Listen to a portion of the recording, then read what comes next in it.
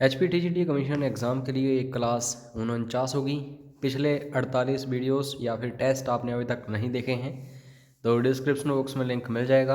और paid crash course चल रहा है TGT कमीशन एग्ज़ाम के लिए। ऑलरेडी काफ़ी सारे स्टूडेंट्स रजिस्टर्ड हो चुके हैं। आप भी जितना जल्दी हो सके रजिस्ट्रेशन करवा लेना क्योंकि समय कम है।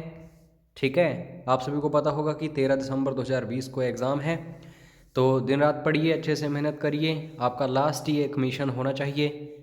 बोलने का मतलब ये है कि इसके बाद आपकी सरकारी नौकरी लगनी चाहिए। बाकी कोई भी आपको प्रॉब्लम आ रही हो, कोई डाउट हो, आपका कोई क्वेरी हो, कोई क्वेश्चन हो तो व्हाट्सएप ज़रूर करना। तो इस वीडियो में हम टेस्ट लेंगे आप सभी का, HPGK का, हिंदी का, इंग्लिश का। तो ध्यानपूर्वक इस वीडियो को देखना। तो पहला क्वेश्चन जो है, दिलीप सिंह राणा हिमाचल प्रदेश के किस ज़िले से संबंधित हैं? अगर आपने ज़रा भी न्यूज़पेपर वगैरह देखा हो तो आपको पता चल जाएगा कि इन्हें ही दी ग्रेट खाली बोला जाता है। और ये क्वेश्चन काफ़ी बार पूछा जा चुका है हमीरपुर बोर्ड में। दिलीप सिंह राणा जो हैं दोस्तों किस ज़िले से संबंधित हैं? तो आपको याद रखना है सिरमौर ज़िले से। तो डी इज़ राइट आंसर। उसके बाद नेक्स्ट क्वेश्चन है, हिमाचल प्रदेश यूनिवर्सिटी जो है इसको कब एस्टेब्लिश किया गया था? एग्जैक्ट ईयर आपको पता होना चाहिए क्योंकि ईयर ही पूछा जाता है। हिमाचल प्रदेश यूनिवर्सिटी जो है शिमला में है, आप सभी को पता होगा। और 1970 में इसकी स्थापना हुई थी। किसी भी क्वेश्चन का आंसर शो नहीं कर रहा हूँ, खुद अटेम्प्ट करना इस टेस्ट को और हर एक क्वेश्चन को एनालाइज भी करना। उसके बाद नेक्स्ट क्वेश्चन, ये मोस्ट इंपॉर्टेंट क्वेश्चन है, बार बार पूछा जाता है। जनगणना 2011 के अनुसार हिमाचल प्रदेश की साक्षरता दर क्या है? तो आप सभी को पता भी होगा 82.8% जो है ये दोस्तों 2011 की जनगणना के अनुसार लिटरेसी रेट है। और अराउंड 76% जो महिलाएं हैं उनकी साक्षरता दर है। और 89% के आसपास जो पुरुष हैं उनकी साक्षरता दर है। तो इन चीज़ों को भी अच्छे से देख लेना, क्वेश्चन कुछ भी आ सकता है। उसके बाद नेक्स्ट क्वेश्चन जो है दोस्तों, इसमें यहाँ पे हमें देखने को मिल रहा है कि कितनी बाउंड्रीज जो हैं हिमाचल प्रदेश के साथ राज्यों की लगती है। तो इस क्वेश्चन को रिमूव कर लेना, इन ऑप्शंस को। क्वेश्चन तो इम्पोर्टेंट है अब भी, लेकिन अब क्वेश्चन कैसे आएगा? हिमाचल प्रदेश की सीमा किन किन प्रदेशों और केंद्र शासित प्रदेशों से मिलती है? क्यों? क्योंकि जम्मू और कश्मीर साथ में लद्दाख, ये दो नए केंद्र शासित प्रदेश बन चुके हैं। तो मैं आपको गिना रहा हूँ, बड़े ध्यान से देखिए। दो तो ये हो गए, साथ में पंजाब हो गया, एक हरियाणा हो गया, एक हो गया उत्तराखंड और एक हो गया यूपी।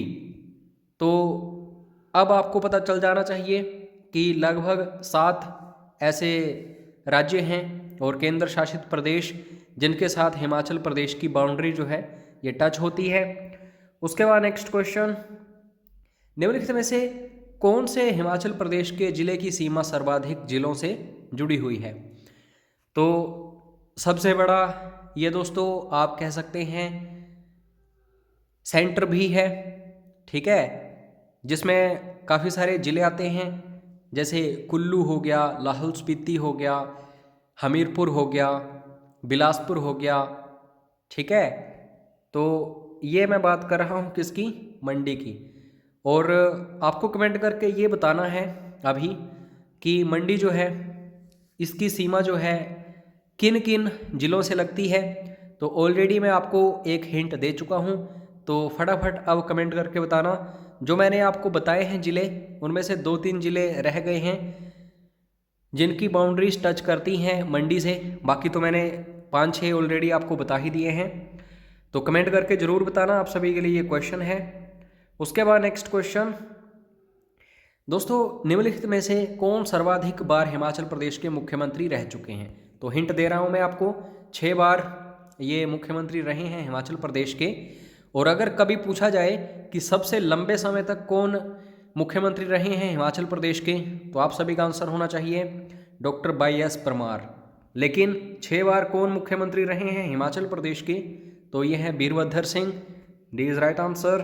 फटाफट से हम डिस्कस कर रहे हैं इन क्वेश्चंस को, क्योंकि काफ़ी सारे क्वेश्चंस हमें डिस्कस करने हैं बिल्कुल कम समय में, ताकि आपका भी टाइम ज़्यादा वेस्ट ना हो। सिसु मेला जो है ये मनाया जाता है किस धर्म के लोगों के द्वारा? सिसु मेला मनाया जाता है, आपको पता होना चाहिए।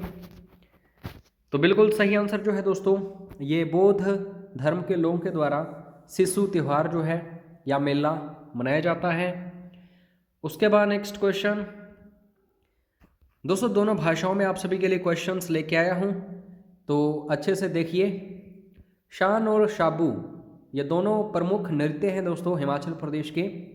तो आप सभी को पता होना चाहिए कि ये जो शान और शाबू हैं, ये जो लोक नृत्य हैं किस भगवान को समर्पित हैं? तो बिल्कुल सही आंसर जो है इस क्वेश्चन का वो होगा दोस्तों भगवान बुद्ध। ठीक है, तो बी इज़ राइट आंसर। ये बेसिकली जो बौद्ध धर्म के लोग हैं उन्हीं के द्वारा परफॉर्म किया जाता है ये डांस। उसके बाद बिल कलेश्वर दोस्तों, कलेश्वर मंदिर जो है ये अलग है और बिल कलेश्वर मंदिर जो है ये अलग है।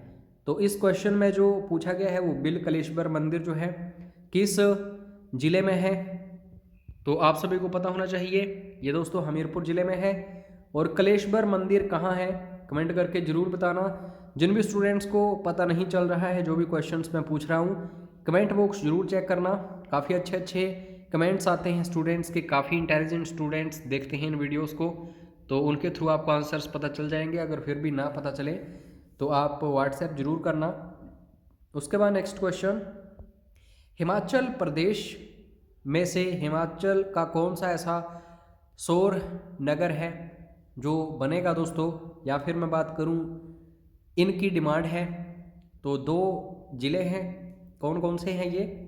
तो दोनों ज़िले जो हैं दोस्तों ये हैं हमीरपुर और शिमला, इन दोनों को भी याद रखना।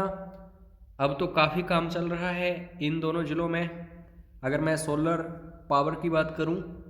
उसके बाद नेक्स्ट क्वेश्चन, निम्नलिखित में से हिमाचल का कौन सा स्थल ऑटोमोबाइल कंपनियों के लिए प्रसिद्ध है? ऑटोमोबाइल कंपनीज जो हैं यहाँ पे काफ़ी ज़्यादा हैं, तो ओबियसली मैं बात कर रहा हूँ दोस्तों किसकी? अंब इंडस्ट्रियल एरिया या फिर अंब औद्योगिक क्षेत्र की। तो डी इज़ राइट आंसर। उसके बाद नेक्स्ट क्वेश्चन की बात करूँ तो इसमें बेसिकली पूछा गया है निम्नलिखित में से कौन सी घाटी देव घाटी के नाम से प्रसिद्ध है? तो देव घाटी जो है दोस्तों किसको कहा जाता है? आपको पता भी होगा। तो इसका बिल्कुल सही आंसर है कुल्लू। इसको बोला जाता है कि ये हैबिटेबल बर्ड का एंड है, इसे देवताओं की टोकरी भी कहा जाता है। ये जो कुल्लू है, कुल्लू घाटी, ऐसे क्वेश्चंस बनते ही रहते हैं। उसके बाद नेक्स्ट क्वेश्चन दोस्तों, महाभारत के अनुसार 1400 ईसा पूर्व, इसको बड़े ध्यान से देखना, कटोच राजतंत्र की स्थापना की थी।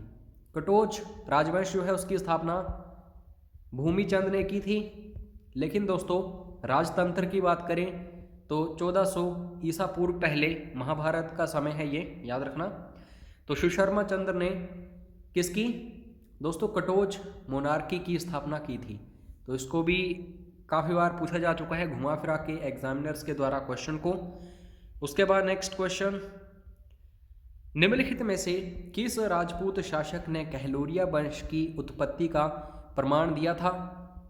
तो कहलूरिया वंश जो है दोस्तों इसका प्रमाण किसने दिया था? आपको याद रखना है, इसका बिल्कुल सही आंसर होगा हरिचंद। ठीक है, तो सी इज राइट आंसर। उसके बाद नेक्स्ट क्वेश्चन दोस्तों, 25 जनवरी 1971 को आप सभी को पता है कि हिमाचल प्रदेश एक राज्य बना था। लेकिन क्वेश्चन ये बनता है कि हिमाचल प्रदेश इस समय कौन सा राज्य बना था इंडिया का? तो ये 18वां। सी इज राइट आंसर। अब यहाँ पे इंग्लिश स्टार्ट होती है और अच्छे अच्छे क्वेश्चंस आपको यहाँ पे आप देखने को मिलेंगे इंग्लिश के, जो मोस्ट रिपीटेड हैं। हमीरपुर बोर्ड ऐसे ही क्वेश्चंस पूछता है बार बार, तो फिल इन द ब्लैंक हमें यहाँ करना है। एट लास्ट यानी कि अंत में, ही यील्डेड डैश टेम्पटेशन, उसने टेम्पटेशन जो है वो मान ली, स्वीकार कर ली। तो यील्डेड के साथ जो फिक्स्ड प्रेपोजिशन है वो दोस्तों टू होती है, यील्डेड टू, तो ए इज राइट आंसर। उसके बाद next question, all of them were surprised dash his rudeness.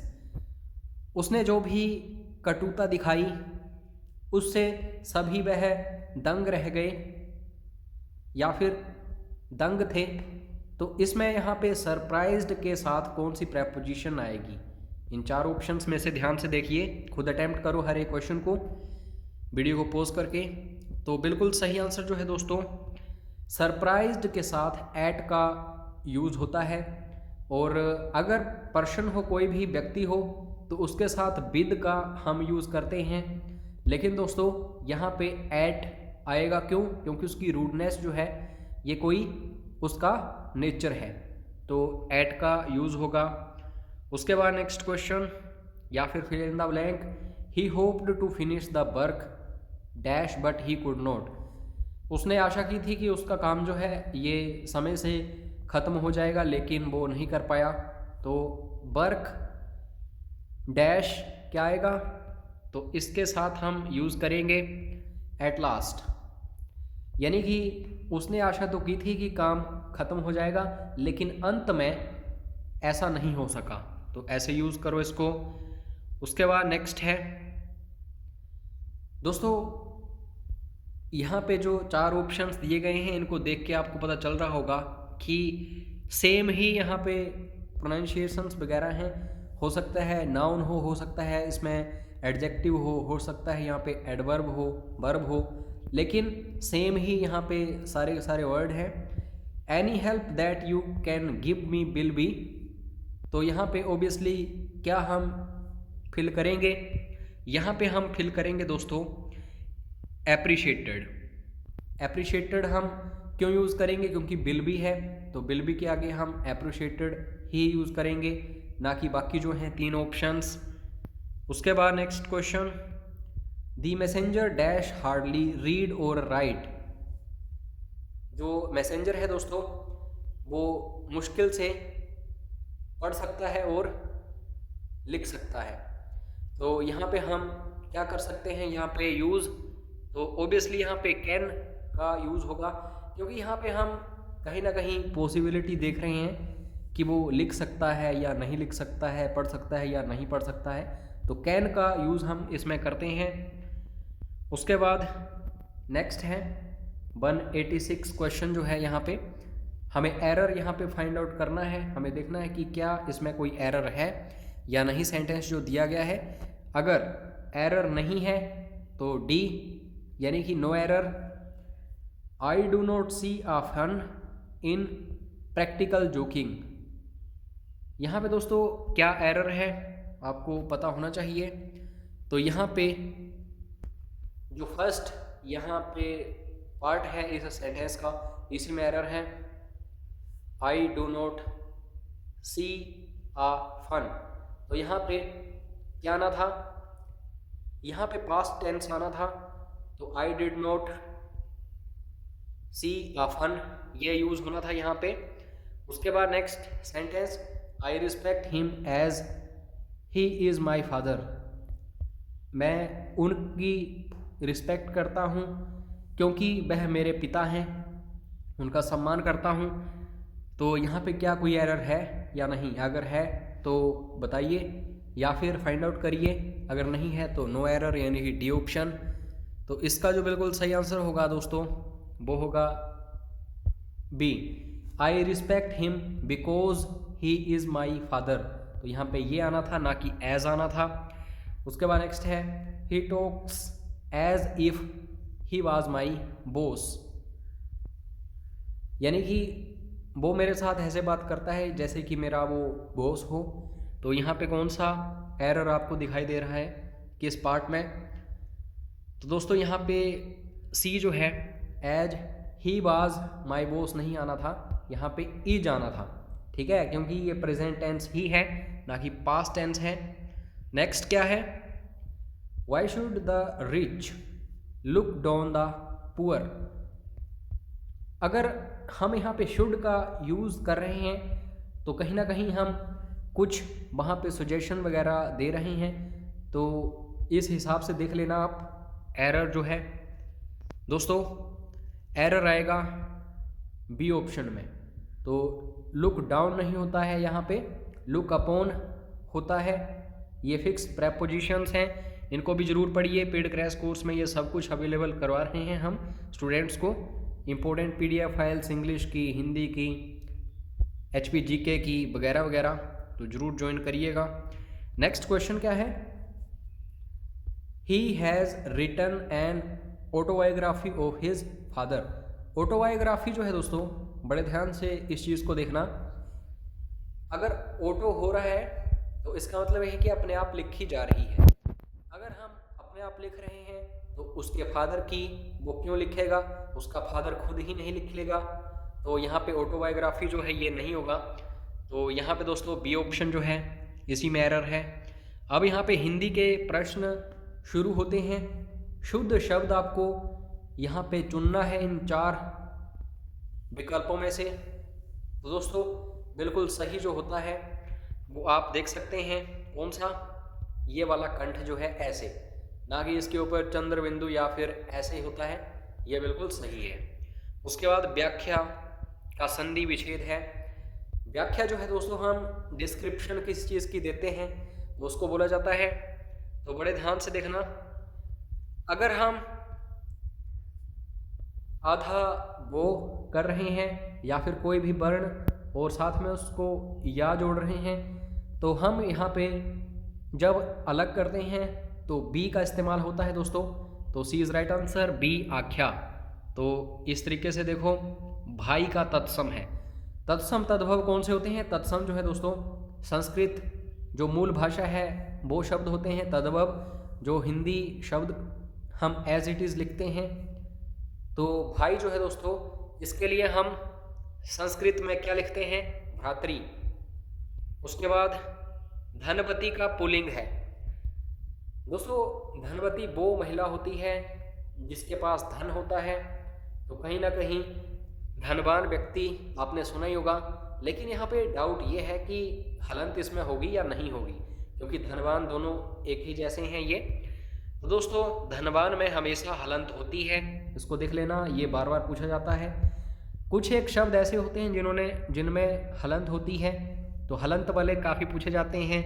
शुद्ध अशुद्ध के लिए प्रेमी का बहुवचन है।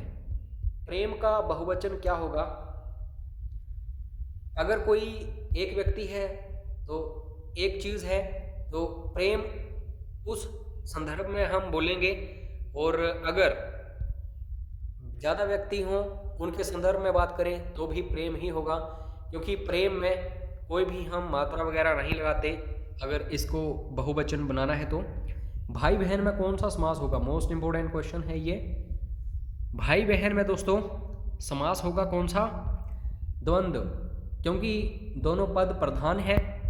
तो इस तरीके से देखिए समास भी पूछे जाते हैं बार बार हमीरपुर बोर्ड के द्वारा। सेवक शब्द का इसमें भाववाचक संज्ञा क्या होगी? सेवक शब्द की। तो संज्ञा जरूर पढ़ो, सर्वनाम पढ़ो, विशेषण, क्रिया विशेषण, ये चीज़ें पूछी ही जाती हैं। तो सेवक में जो भाववाचक संज्ञा है दोस्तों वो होगी सेवा, ठीक है। और सेवक जो है ये बन गया दोस्तों विशेषण। उसके बाद नेक्स्ट है अभिव्यक्ति का पर्यायवाची है। अभिव्यक्ति, अभिव्यक्ति का जो इंग्लिश में मीनिंग होता है वो क्या होता है दोस्तों? फ्रीडम ऑफ स्पीच, ठीक है। तो इसमें अभिव्यक्ति को पर्यायवाची शब्द में हम देखेंगे तो प्रकटन होगा, क्योंकि हम कुछ प्रकट करते हैं अपने मन की बात, तो प्रकटन। उसके बाद अवकाश का विलोम है। अवकाश का मतलब होता है किसी चीज़ के ऊपर रुकावट, रोक देना। तो इसमें हम सिंपली अन उपसर्ग जो है ये इस्तेमाल कर देते हैं अवकाश में। तो अन अवकाश इज राइट आंसर। ये लास्ट क्वेश्चन है इस वीडियो का। जिस वस्तु को पाने की इच्छा की जाए उसके लिए एक शब्द कौन सा है? तो इसके लिए एक शब्द है दोस्तों अभीष्ट। कमेंट करके फीडबैक देना कि ये वीडियो आपको कैसा लगा, और पिछले कम से कम 10 सालों के क्वेश्चन पेपर्स को हम अच्छे से एनालाइज कर रहे हैं। इसमें history, geography, polity, economy, science, current affairs, HPGK, reasoning, Hindi, English, ये सब जो भी पूछे जा रहे हैं, कैसे कैसे क्वेश्चंस आते हैं, तो पेड क्रैश कोर्स में आपको ये सब कुछ मिलेगा। Daily PDFs, daily online mock test, test series, books, PDF, phone support etcetera, तो जरूर ज्वाइन करना पेड क्रैश कोर्स। मिलते हैं नेक्स्ट वीडियो में। जय हिंद, जय हिमाचल।